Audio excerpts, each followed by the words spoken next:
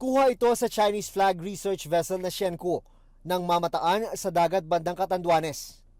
Una yang namataan itong April 25 sa silangan ng Rapu-Rapu Island, Albay, bagamat nasa northeast na ng Gamay, Northern Samar kaninang umaga.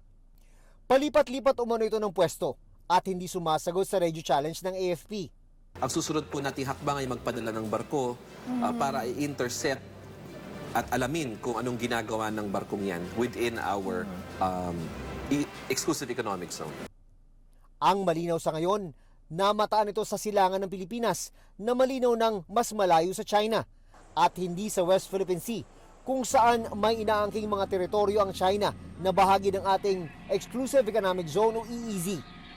Sa gitna ng ganyang pagpasok ng foreign vessels, napapanahon ang turnover ng mga makabagong kagamitan tulad ng unang mobile surveillance radar system ng Philippine Air Force. Ang TPS P-14ME ay bahagi ng 5.5 billion pesos sa defense contract ng Pilipinas sa Japan. It adds our scope of domain awareness, particularly in the aerial domain. No? It adds eyes. Kumbaga nadadagdagan tayo ng mata. Well, it's possible that we can also deploy it in areas of the West Philippine Sea.